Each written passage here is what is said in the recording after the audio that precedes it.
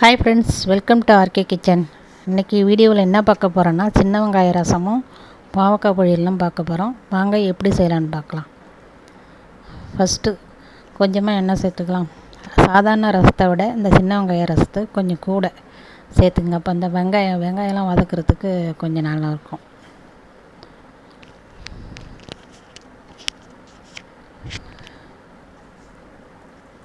கடுகு சீரகம், நான் கடுகு சீரகம் அதெல்லாம் ஒன்றா சேர்த்து கலந்து வச்சுருக்கேன்.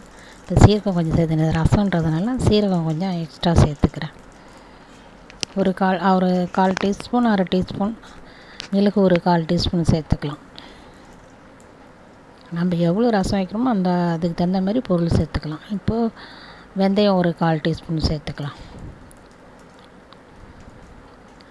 கருகு விடாமல் பார்த்துக்கணும்.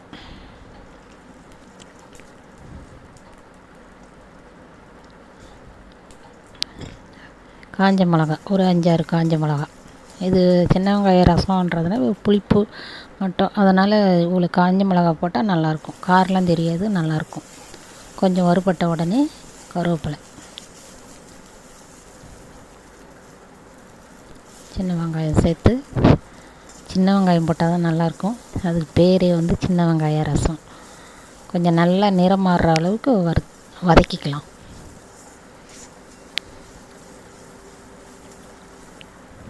புளி உங்களுக்கு எவ்வளோ ஒரு ரசம் வேணுமோ அந்த அளவுக்கு புளியை கரைச்சி எடுத்துக்கோங்க. கொஞ்சம் புளிப்பாக இருந்தால் தான் நல்லாயிருக்கும். பூண்டு ஒரு 5-6 பூண்டு அப்படியே நசுக்கி போட்டு அதையும் லைட்டாக வதக்கிக்கலாம்.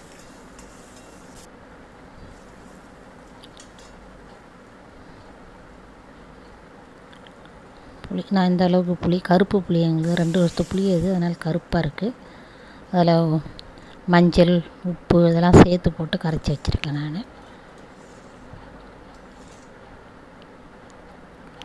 நல்லா ஒரு 2-3 நிமிஷம் கொதிக்கணும். இது சின்ன வெங்காய ரசன்றதுனால கொஞ்சம் நல்லா கொதிச்சா தான் நல்லாயிருக்கும்.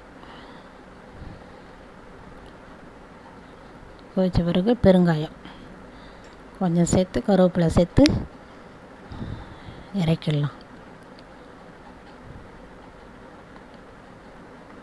சூப்பரான சின்ன வெங்காய ரசம் தயார். அடுத்தது பாவக்காய் பொரியல் செய்யலாம். அதே வானலில் கொஞ்சம் எண்ணெய் சேர்த்துக்கலாம்.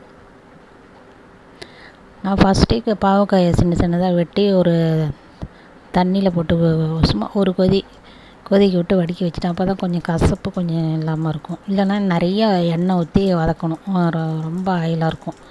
அதனால் இந்த அளவுக்கு எண்ணெய் சேர்த்து கடுகு, சீரகம், ஒரே ஒரு காஞ்ச மிளகா. இது மெயினே பச்சை மிளகா தான் காரத்துக்கு. சும்மா வாசனைக்கு ஒரு காஞ்ச மிளகா போட்டிருக்கேன். உங்களுக்கு காரம் தெரியுமோ அந்த அளவுக்கு பச்சை மிளகா. நான் ஒரு 3-4 பச்சை மிளகா எனக்கு சேர்த்துருக்கேன். காரெலாம் தெரியவே இல்லை இந்த பச்சை மிளகா போட்டே. கரெக்டாக சூப்பராக இருந்தது ஃப்ரெண்ட்ஸ். செஞ்சு பார்த்துட்டு எப்படி இருக்குன்னு சொல்லுங்கள். கருவேப்பிலை கொஞ்சம் போட்டு லைட்டான கசப்போடையும் அந்த டேஸ்ட்டும் அவ்வளோ அருமையாக இருந்தது. சின்ன வெங்காயம், அதுக்கு தகுந்த உப்பு. நான் ஏற்கனவே பாவக்காயில் உப்பு, மஞ்சள்லாம் போட்டு கொதிக்க விட்டு வடித்து வச்சுட்டேன். இப்போ இந்த வெங்காயத்துக்கு தகுந்த உப்பு சேர்த்துருக்கேன் நான். இந்த அளவுக்கு வெட்டி சும்மா ஒரு கொதி விட்டு அப்படியே வடித்து எடுத்துக்கணும். இது நல்லா வதங்கணும். இல்லைன்னா கசக்கும்.